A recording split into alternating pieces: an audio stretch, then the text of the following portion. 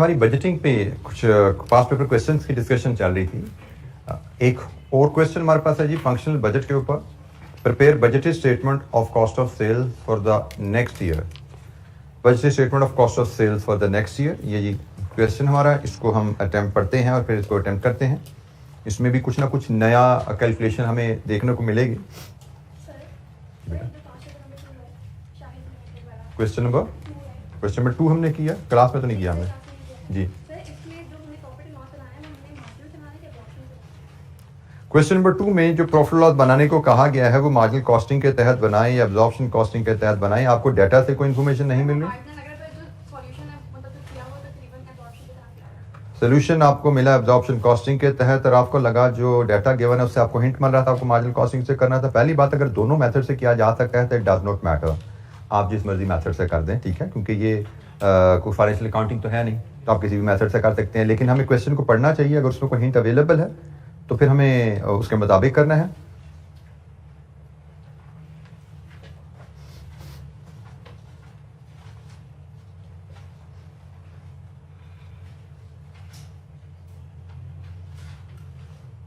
बेटा ये तो है ही, वैसे ट्रेडिंग मार्जिन से करो एब्जॉर्प्शन से करो फर्क को पड़ता नहीं है, प्रॉफिट्स आपके सेम ही रहेंगे, ठीक है।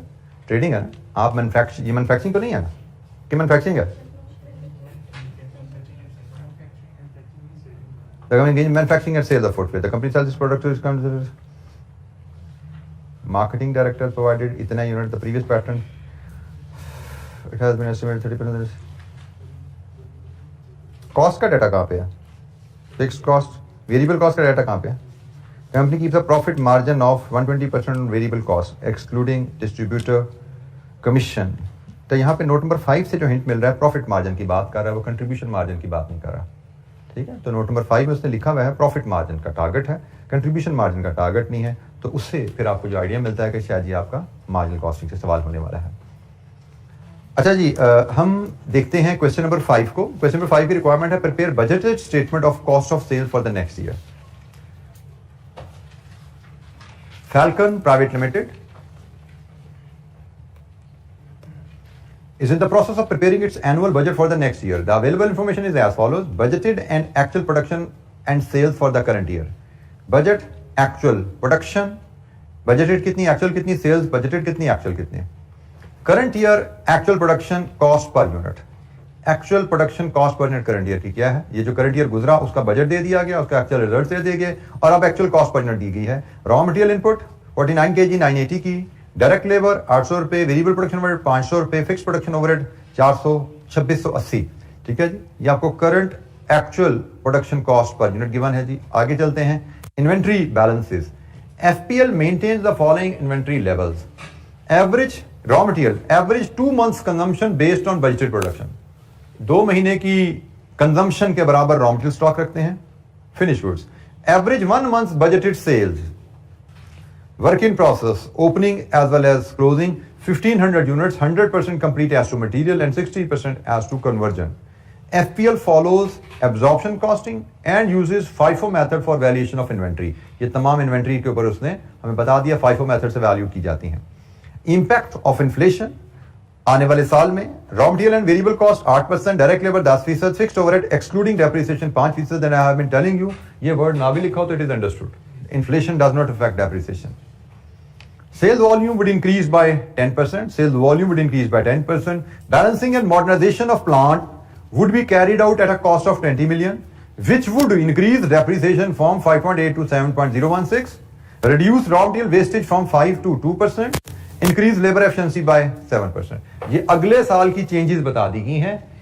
इस खर्चे की वजह से डेप्रिसिएशन में क्या चेंज आएगा, इस खर्चे की वजह से वेस्टेज कहां से कहां पे आ जाएगी, इस खर्चे की वजह से कितनी एफिशिएंसी आने वाली है। 7% एफिशिएंसी का मतलब 7% से लेबर टाइम आपका कम हो जाएगा, ठीक हो गया जी। तो यह है जनाब आपकी कहानी और आपसे कहा गया कॉस्ट ऑफ सेल्स का बजट बनाइए। कॉस्ट ऑफ सेल्स का बजट जो यहां बनता है वो आपका बनेगा जी, रॉ मटेरियल कंजम्पशन है और फिर आपकी प्रोडक्शन कॉस्ट है, कन्वर्जन कॉस्ट है। इसमें फिर आप ऐड करेंगे opening work in process less closing work in process, cost of goods manufactured आ जाएगी।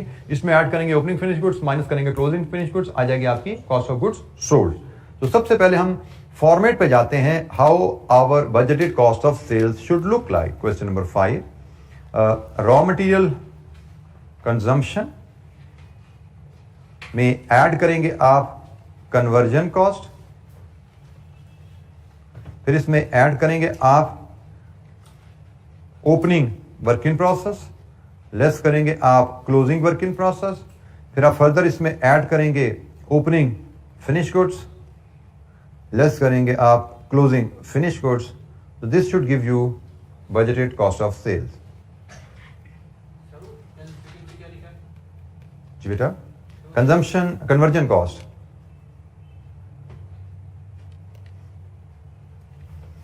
Raw material consumption plus conversion cost, add opening work in process less closing work in process, add opening finish good less closing finish goods. ये है जी आपकी cost of goods sold की statement. अब हम one by one एक एक item पे काम करना शुरू करते हैं।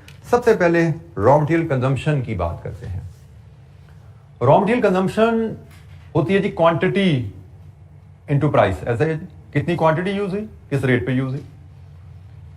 क्वांटिटी डिपेंड करती है प्रोडक्शन पे, जितनी क्वांटिटी प्रोड्यूस करनी है आपने, और प्रोडक्शन डिपेंड करती है sales plus closing stock of finish goods minus opening stock of finish goods. तो यहां से हमारा फ्लो शुरू होगा। सबसे पहले हमें प्रोडक्शन की क्वांटिटी निकालनी है, प्रोडक्शन से हम कंजम्पशन की क्वांटिटी पे जाएंगे, और कंजम्पशन से फिर हम कॉस्ट पे जाएंगे। ठीक हो गया। तो स्टेप बाय स्टेप हम पहले वर्किंग वन कंजम्पशन के लिए इस पे बात शुरू करते हैं। वर्किंग वन, और इसमें सबसे पहले हम प्रोडक्शन बजट लाएंगे। हमें पहले प्रोडक्शन बजट चाहिए, और प्रोडक्शन बजट होगा जी budgeted sales plus closing stock of finish goods minus opening stock of finish goods. This should give you budgeted production.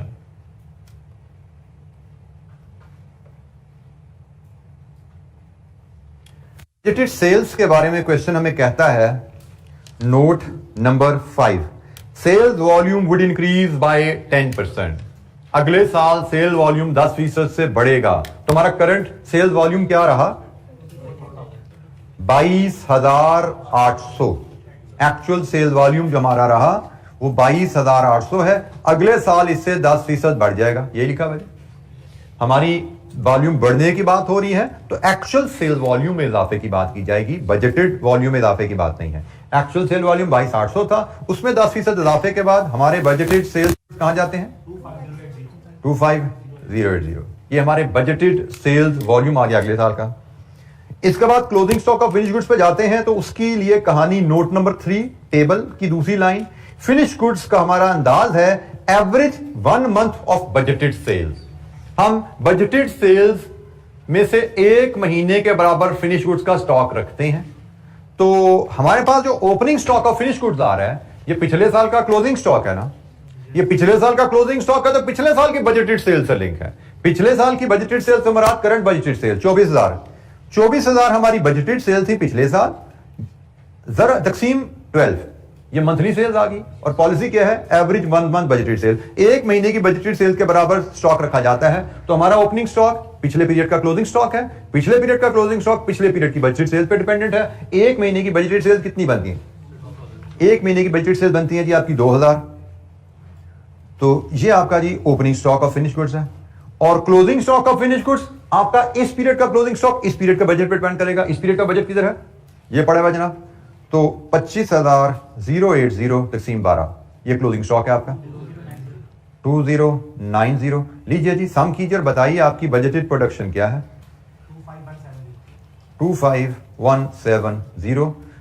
This is your budgeted production. आपकी budgeted production आपके पास आ गई units में।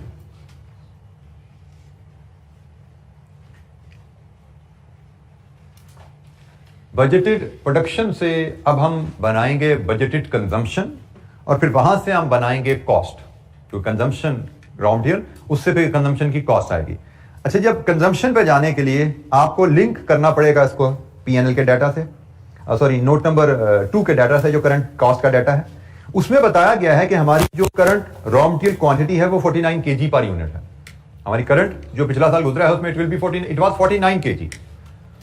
और note number 6 bullet number 2, उसमें कहा गया है कि पिछले साल वेस्टेज 5% थी, मतलब 49 kg जो कंजम्पशन है ये 5% वेस्टेज के हिसाब से है। और ये जारी बात है, जब वेस्टेज आ जाए तो ग्रॉस और नेट क्वांटिटी आती है। कॉस्ट हमेशा ग्रॉस और नेट, ऑलवेज ग्रॉस। कॉस्ट हमेशा ग्रॉस क्वांटिटी पे डिटरमिन की जाती है, कॉस्ट पर यूनिट हमेशा ग्रॉस क्वांटिटी पे, क्योंकि जो वेस्टेज है वो तो ड्यूरिंग द प्रोडक्शन हुई ना, तो प्रोडक्शन के दौरान जो वेस्टेज होती है उसका बर्डन प्रोडक्ट पे जाना होता है। तो प्रोडक्ट कॉस्ट हमेशा ग्रॉस क्वांटिटी पे डिटरमिन की जाती है। तो ये प्रोडक्ट कॉस्ट में जो 49 kg है ये ग्रॉस क्वांटिटी पर यूनिट है, और इसमें से 5% वेस्टेज हो जाता है। हमें कहा जा रहा है आइंदा हमारी वेस्टेज जो होगी वो अब 5% नहीं 2% होगी। ठीक हो गया। तो इसके हिसाब से हमारी रॉ मटेरियल कंजम्पशन रिक्वायरमेंट क्या होगी अगले साल। रॉ मटेरियल कंजम्पशन बजट,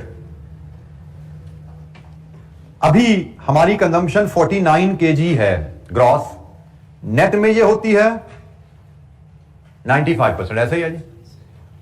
जब हम कहते हैं वेस्टेज हमारी कम होगी, तो वेस्टेज कम होने का मतलब नेट क्वांटिटी कम नहीं होनी, ग्रॉस कम हो जानी है।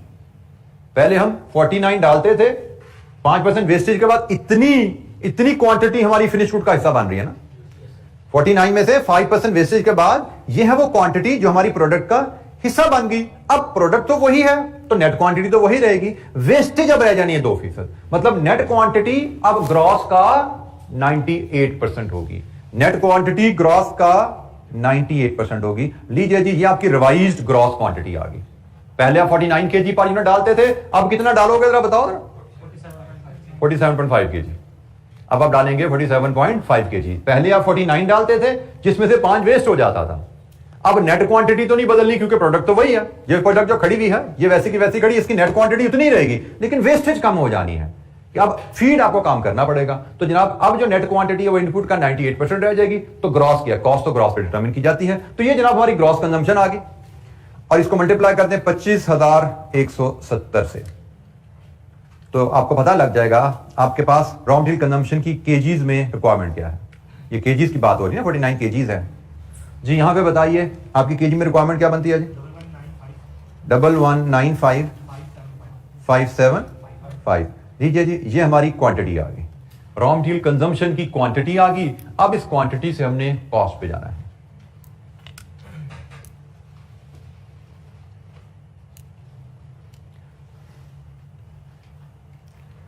अच्छा, यहां पे एक कैच है कि कंपनी FIFO मेथड फॉलो करती है। FIFO मेथड का मतलब आपने अगर रॉ मटेरियल कितनी क्वांटिटी यूज करनी है, तो अगर आपके पास ओपनिंग स्टॉक में रॉ मटेरियल पड़ा हुआ है पहले उसको इस्तेमाल करेंगे, फिर करंट ईयर परचेज इस्तेमाल होगी। इसको डिफरेंशिएट करना इसलिए जरूरी है कि रॉ मटेरियल कॉस्ट बदल रही है। ओपनिंग स्टॉक में रॉ मटेरियल तो पड़ा हुआ है, note number 3 line number table की line number 1, raw material stock 2 महीने की कंजम्पशन के बराबर रखा जाता है। इसका मतलब हमारे पास पिछले साल से रॉ मटेरियल आ रहा है, वो रॉ मटेरियल पिछले साल में खरीदा गया तो वो पिछले साल की प्राइस पे था। इस साल प्राइस तो बदल गई है, 8% से बढ़ी है, इस साल की प्राइस फर्क है। इसका मतलब हमें इसके 2 हिस्से करने पड़ेंगे। हमें इसमें देखना पड़ेगा कि ओपनिंग स्टॉक में कितना है और करंट ईयर परचेज में से कितना इस्तेमाल होना है। जो ओपनिंग स्टॉक का है वो पिछले साल की रॉ मटेरियल प्राइस पे जाएगा, जो करंट ईयर परचेज है वो इस साल की प्राइस पे जाएगा। तो हमें एक कैलकुलेशन इसमें से और करनी पड़ेगी, that will be opening stock of raw material. हमें वो निकालना पड़ेगा ताकि फिर हम अकॉर्डिंगली देख सकें कि ओपनिंग स्टॉक हमारा पिछले साल की प्राइस पे होगा और this minus opening stock current year price पे आ जाएगा। तो opening stock of raw material, दोबारा note number 3 table line number 1, average 2 months consumption based on budgeted production. पिछले साल की बजटेड प्रोडक्शन देखो, पिछले साल की बजटेड प्रोडक्शन से सालाना कंजम्पशन निकालो और उसके साथ से पिछले साल की 2 महीने की कंजम्पशन कितनी बनती है। तो जनाब पिछले साल की प्रोडक्शन कितनी है बजटेड, 25,000। इसके हिसाब से पिछले साल की बजटेड कंजम्पशन कितनी हुई, 49 kg, और इसके हिसाब से तकसीम 12 × 2, पिछले साल के 2 महीने की कंजम्पशन के बराबर स्टॉक। पिछले साल 2 महीने की कंजम्पशन के बराबर स्टॉक कितना बना जी, 204,167 kg। अब हमारी रॉ मटेरियल कंजम्पशन कॉस्ट हम निकालते हैं जी। रॉ मटेरियल कंजम्पशन की कॉस्ट हमारी क्या होगी, तो 204,167 पिछले साल की कॉस्ट पे इस्तेमाल होगा। पिछले साल की कॉस्ट कितनी है, नोट नंबर 2, 980 रुपए का 49 kg, ये पिछले साल की कॉस्ट है। तो 2,04,167 जो करंट ईयर हम इस्तेमाल करेंगे ये ओपनिंग स्टॉक से होगा, पिछले साल की कॉस्ट पे होगा। और जो बाकी का बचा 1,195,575 माइनस 204,167, ये बाकी बचा, ये करंट ईयर परचेज प्राइस पे जाएगा। और करंट ईयर परचेज प्राइस क्या होगी? इससे 8% ज्यादा। सवाल में सारी कहानी बताई होती है, आपने वो कहानी पढ़नी है, समझनी है, उसके साथ नंबर कैलकुलेट करते हैं। सब कुछ जो मैं बार बार जुमला बोला है ना कई दफा, translating statements into numbers. Statements लिखी हुई है, उनसे नंबर्स कैलकुलेट कर लेने।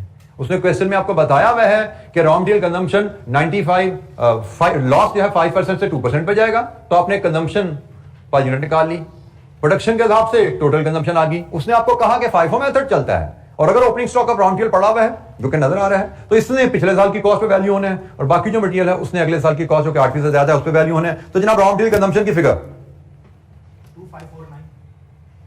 2549,753 रुपीज, ये 25 मिलियन की फिगर हमारे पास आ गई। 25,497,753 raw material consumption, 25,497,753, 25,497,753 raw material consumption. बल्कि हम एक काम करते हैं, वर्किंग 1 हम प्रोडक्शन के लिए रहने देते हैं क्योंकि आगे भी यूज होनी है। वर्किंग 2 हम दे देते हैं रॉ मटेरियल कंजम्पशन में, जिसमें ये वर्किंग 1 से हम यूज कर रहे हैं। ठीक है, मैं नंबर थोड़ा सा ठीक कर दिया, इसको वर्किंग 1 कर दिया, इसको वर्किंग 2 कर दिया, क्योंकि ये वर्किंग 1 हमारी आगे भी कई जगह यूज होने वाली है, तो ये वर्किंग 2 का रेफरेंस दे दिया जी हमने इसको।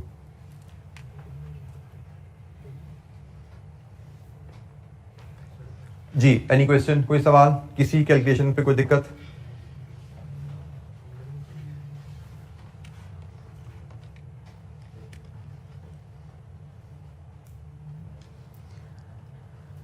अच्छा जी, इसके बाद हम कन्वर्जन कॉस्ट पर यूनिट हमें चाहिए, तो इसके लिए मैं एक वर्किंग 3 हम बना लेते हैं। वर्किंग 3 में हम कंप्लीट प्रोडक्ट कॉस्ट कैलकुलेट कर लेते हैं। हमें प्रोडक्ट कॉस्ट का जो नोट नंबर 2 दिया हुआ ना, हम इसको रिवाइज कर लेते हैं। हमें करंट कॉस्ट दी हुई है, हम बजटेड कॉस्ट पर यूनिट बना लेते हैं। एब्जॉर्प्शन कॉस्टिंग के तहत बजटेड कॉस्ट पर यूनिट बना लेते हैं। इसमें रॉ मटेरियल है, इसमें डायरेक्ट लेबर है, वेरिएबल ओवरहेड्स हैं एंड फिक्स्ड ओवरहेड्स हैं। ठीक है, ये सारी फिगर हम रिवाइज कर लेते हैं और इसके हिसाब से हम देखते हैं कि हमारी रिवाइज्ड फिगर क्या आती है। हमें चूंकि कन्वर्जन कॉस्ट पे जा रहे हैं तो हमें कन्वर्जन कॉस्ट पर यूनिट चाहिए होगी। मटेरियल की कॉस्ट देखिए, पिछले साल की फिगर लेते हुए, पिछले साल हमारी कॉस्ट थी 49, अभी ये डिस्कशन की वही मैं रिपीट कर रहा हूं, 49 kg था, इंटू 0.95 था, अब ओवर 0.98 हो गया, ये क्वांटिटी आ गई। रेट 980 ओवर 49 था, लेकिन अब 8% बढ़ जाएगा। तो आपकी मटेरियल कॉस्ट पर यूनिट अगले साल क्या है? पिछले साल तो 980 थी, अगले साल क्या होगी जी मटेरियल कॉस्ट पर यूनिट? कितनी थी? रुपीज में इट इज 1026। लेबर कॉस्ट पिछले साल कितनी थी? 800। इसमें 2 चेंजेस आ रही हैं, एक लेबर कॉस्ट का रेट बढ़ रहा है इन्फ्लेशन की वजह से 10%, दूसरा note number 6 bullet number 3 efficiency की वजह से टाइम कम हो रहा है 7%।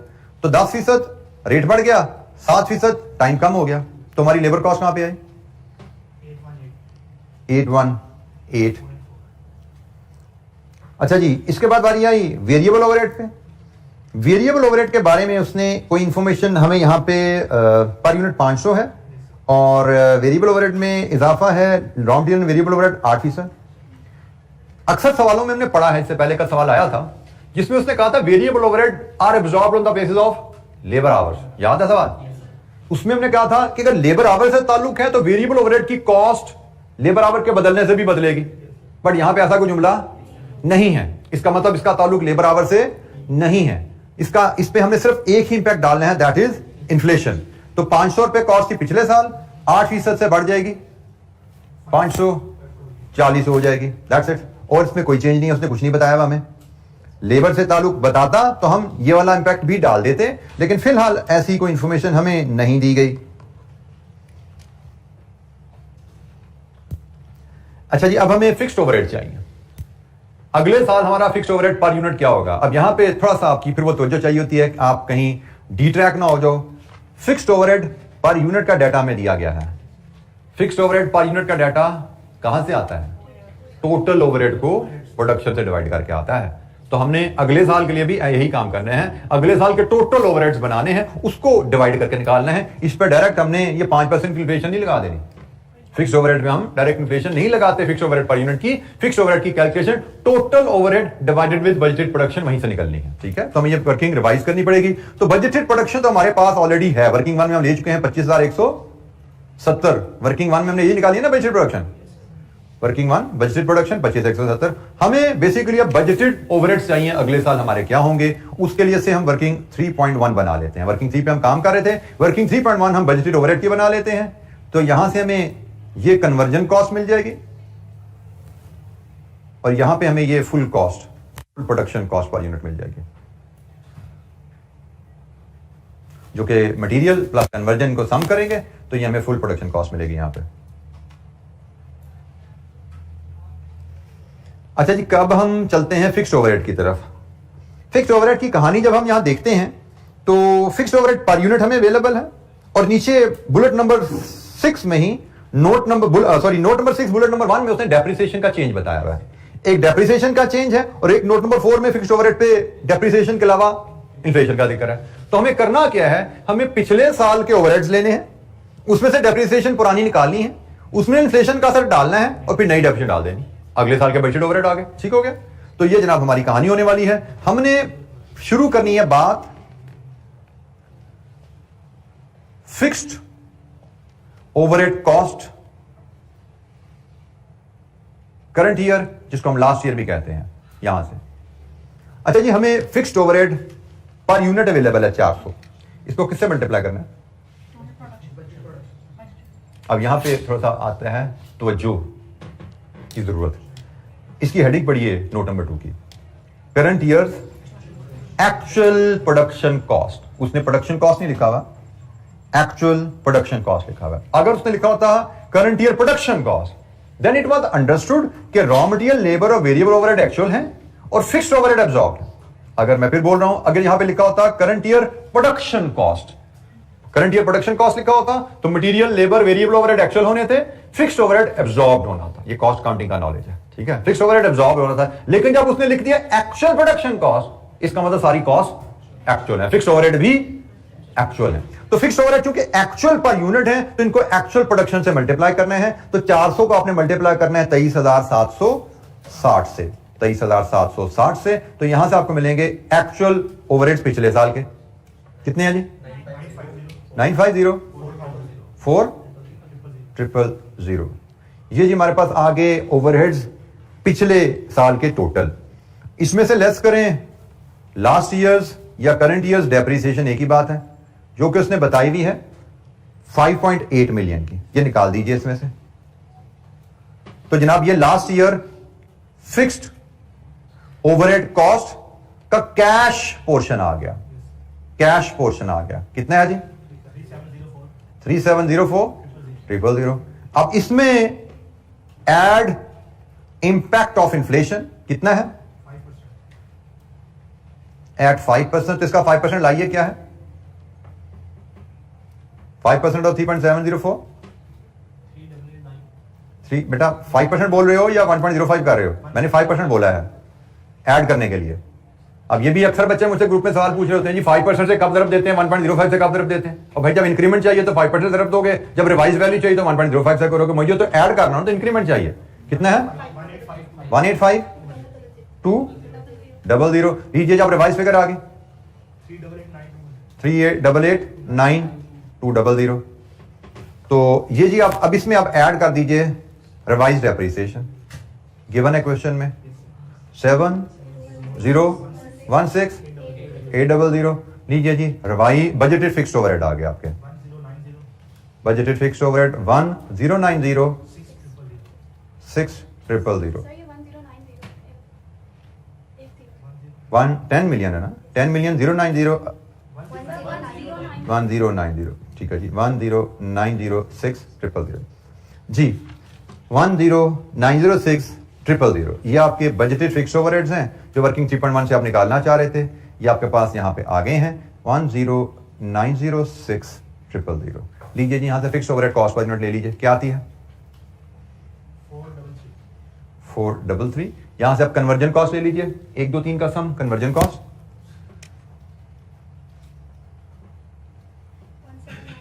1791 और फुल प्रोडक्शन कॉस्ट 1026 ऐड कर लीजिए इसमें 2817। प्रोडक्शन कॉस्ट आपके पास आ गई है।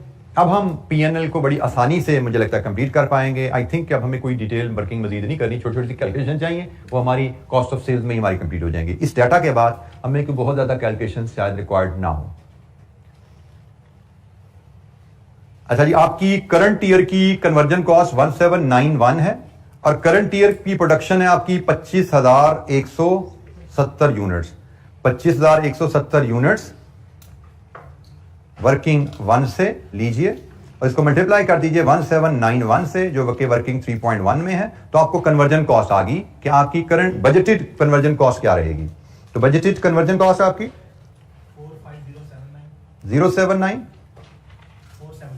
470 ये जी हमारे पास बजटेड कंजम्पशन रॉ मटेरियल की budgeted conversion cost, labour plus overheads आ गए। एब्जॉर्प्शन कॉस्टिंग के तहत हम चल रहे हैं जी।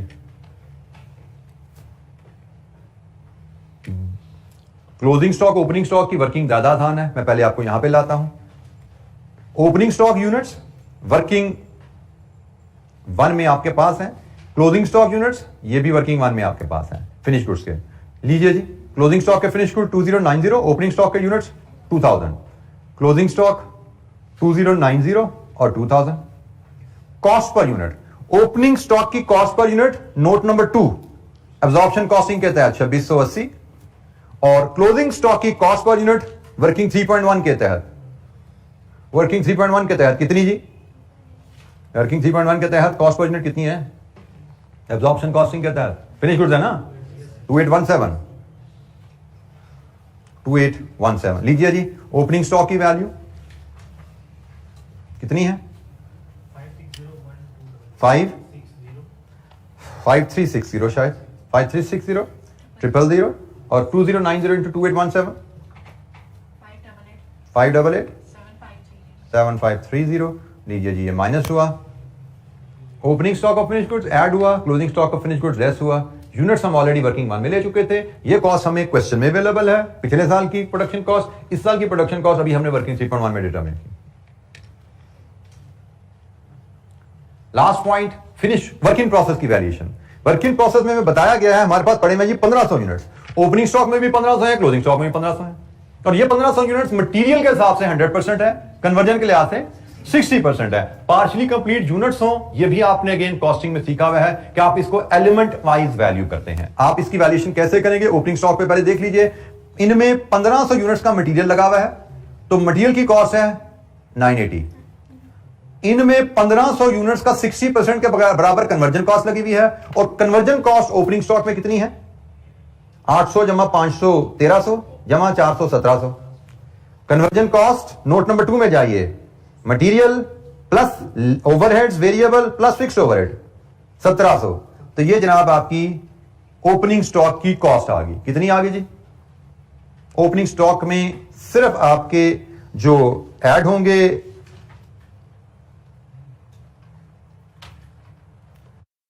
जी, कितनी बनी cost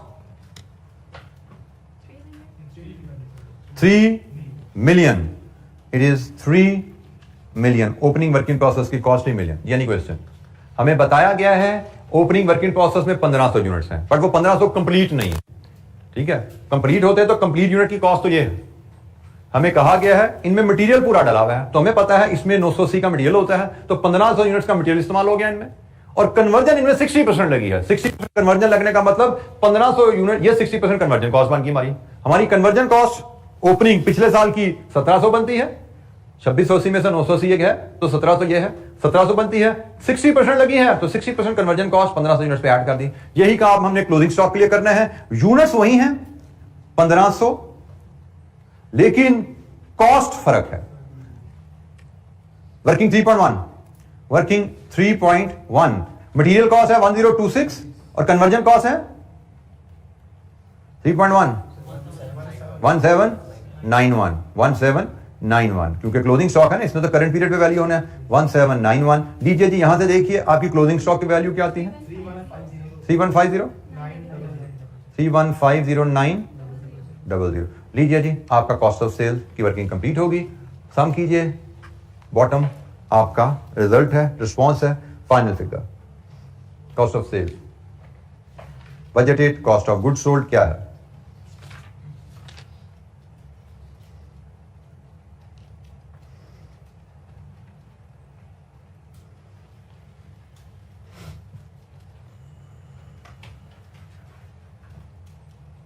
budgeted cost of goods sold की फिगर 69,898,793। जी, एनी क्वेश्चन, कोई सवाल?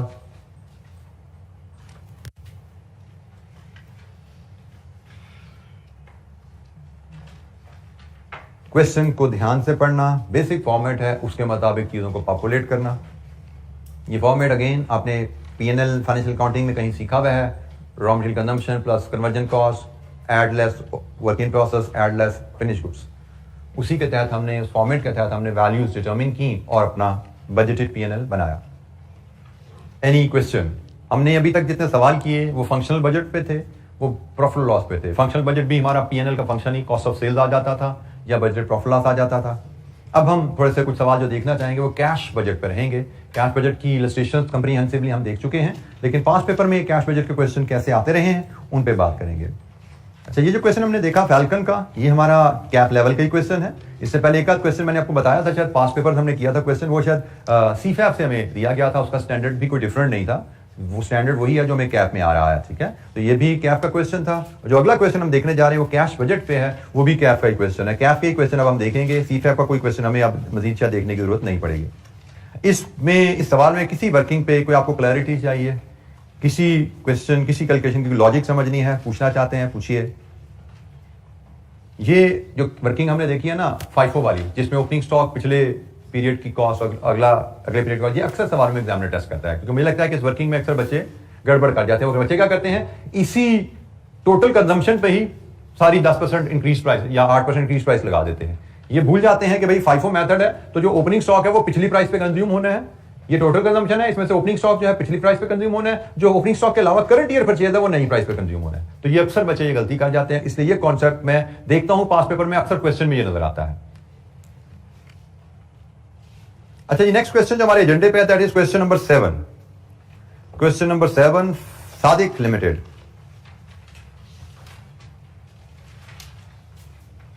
स्प्रिंग 18 क्वेश्चन 7 रिक्वायरमेंट है, compute the budgeted net cash inflows or outflows for the year ending 31st December 18. Assume there are 360 days in a year, 16 marks. उसने हमसे कहा जी for the year budget बनाइए। Cash budget के बारे में आपको मैंने एक गाइडलाइन बताई दी है, if the data permits cash budget should be broken down into smaller periods, quarters और months, if the data permits. तो हम देखते हैं हमें डाटा क्वार्टरली या मंथली में ब्रेक डाउन करके दिया गया या सालाना ही दिया गया। अगर सालाना ही डाटा है तो सालाना एक ही कॉलम बनेगा, अगर क्वार्टरली ब्रेकअप अवेलेबल है तो फिर हमें 4 कॉलम बनाने पड़ेंगे, मंथली अवेलेबल है तो 12 कॉलम। 12 कॉलम तो बहुत वॉल्यूमनस हो जाता है, इतना काम तो नहीं हमें दिया जाएगा, लेकिन प्रोबेबिलिटी होती है कि शायद क्वार्टर में डाटा ब्रेक करके 4 कॉलम बनाने को ना कहा गया हो। तो सवाल पढ़ते हैं, इस सवाल में कुछ हमें नए में भी शायद चीजें, कैलकुलेशन जो हमने इससे पहले डिस्कस नहीं, हम तो कर चुके हैं मेरे ख्याल में, हमें यहाँ पे कुछ नया नहीं मिलने वाला। पहले होता था नया, अब कुछ नया नहीं मिलेगा, हमें सब कुछ हमें देखा वाला ही मिलेगा जी यहाँ पे, क्योंकि हम वर्किंग कैपिटल का एरिया भी पढ़ चुके हैं।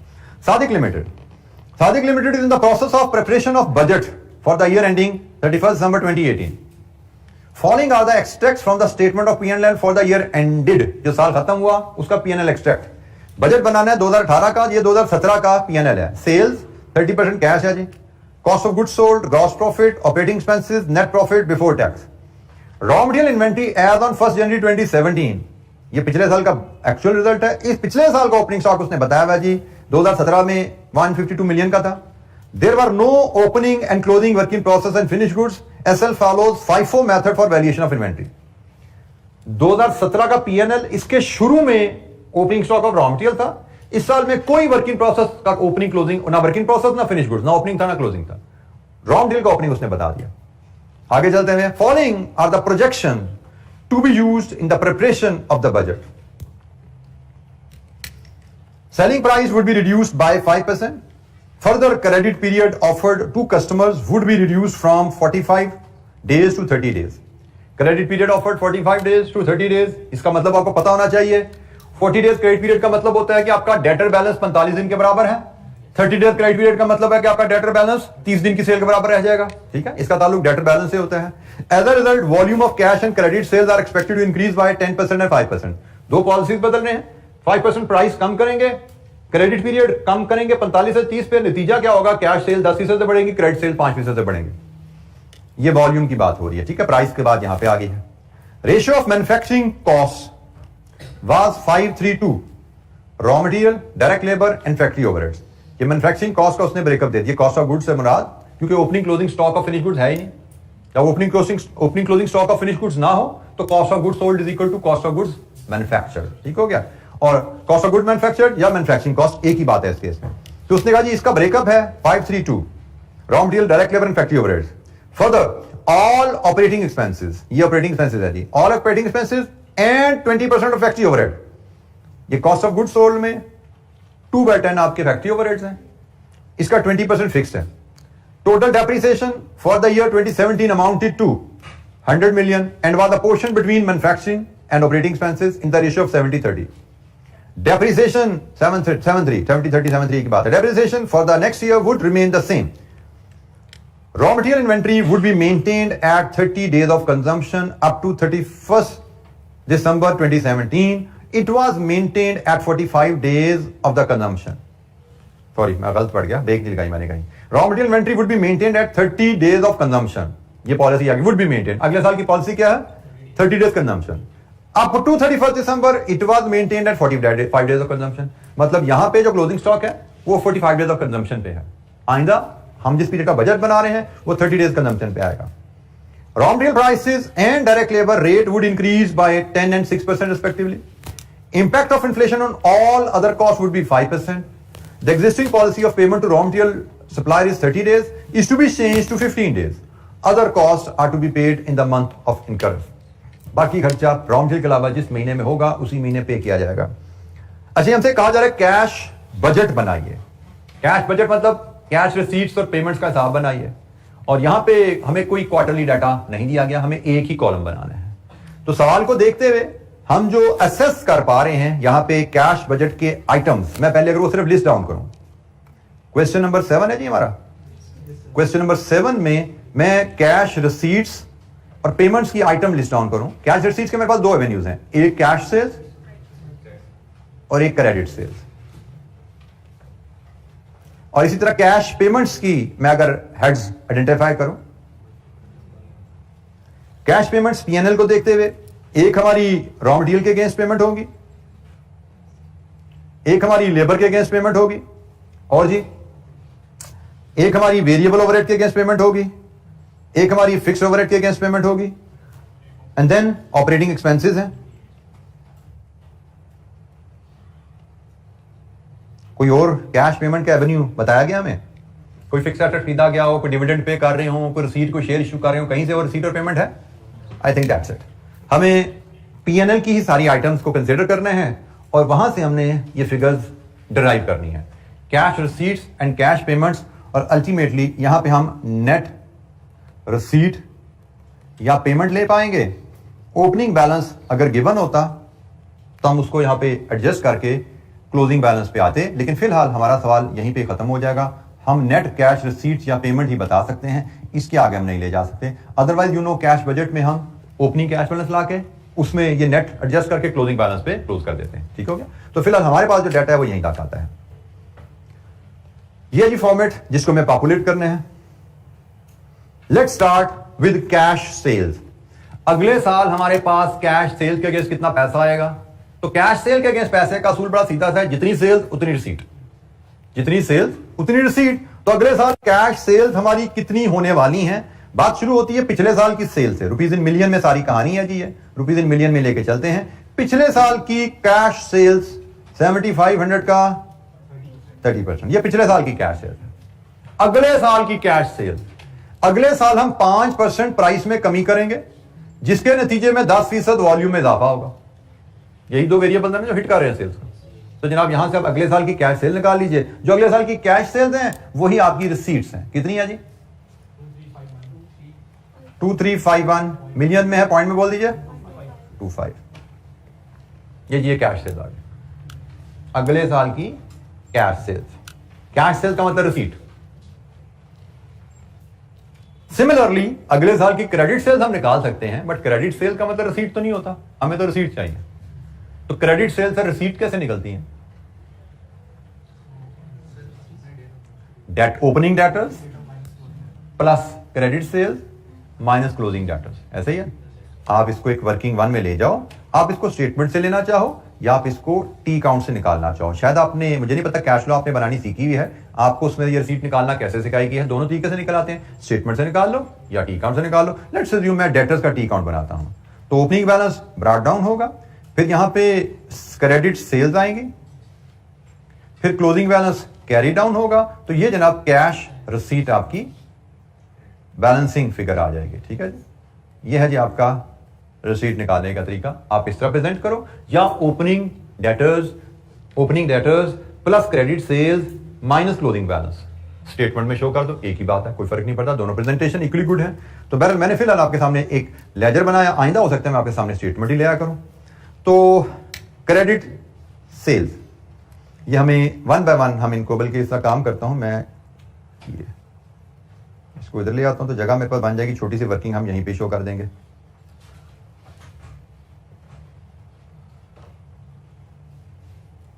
अच्छा जी, बैलेंस क्रेडिट सेल्स की बात कर लेते हैं पहले। पिछले साल की सेल्स कितनी थी? 7500 का, ये पिछले साल की सेल है। अब इसमें 5% की आपने प्राइस कम करनी है, तो वॉल्यूम इजाफा आना है 5% का ही। लीजिए जी, अगले साल की सेल्स क्या आएंगी?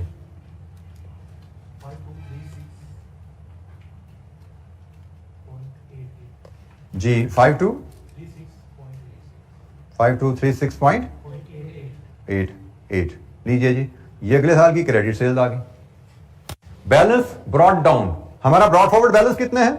पिछले साल की क्रेडिट पॉलिसी पढ़िए, नोट नंबर 1 में बताई गई है। पिछले साल की क्रेडिट पॉलिसी थी 45 डेज। इसका मतलब पिछले साल की क्रेडिट सेल्स 45 दिन के बराबर, ये हमारा डेटर बैलेंस था। तो पिछले साल की क्रेडिट सेल्स है जी 7500 का 70%, ये पिछले साल की क्रेडिट सेल्स है, डिवाइड विद 360, ये एक दिन की सेल, इंटू 45, 45 दिन की सेल। ये ओपनिंग बैलेंस ऑफ डेटर्स आ गया।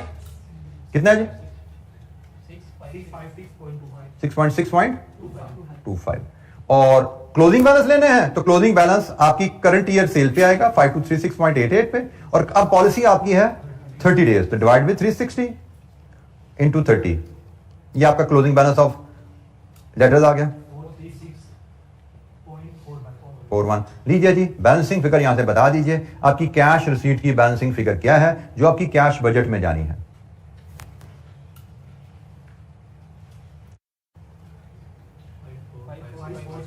Five four 5456.72। ये है जी आपकी receipt from credit sales. Opening balance debtors का plus credit sales minus closing balance debtors का cash receipts from the debtors 5456.72। 5456.72 credit sale से अगेंस्ट कैश रिसीट्स कितनी हुई जी? एनी क्वेश्चन, कोई सवाल? अच्छा जी, इसकी पेमेंट साइड पे हम वर्किंग इंशाअल्लाह कल करके नेक्स्ट क्वेश्चन पे मूव करेंगे। कैश बजट पे हमने काम शुरू किया है। पहला सवाल हम पास पेपर से कैश बजट पे देख रहे हैं, cash receipts less cash payments. Payment side की वर्किंग पे इंशाअल्लाह हम कल बात करेंगे और आगे लेके जाएंगे डिस्कशन को। आज के लिए इतना ही, थैंक यू, अस्सलाम वालेकुम।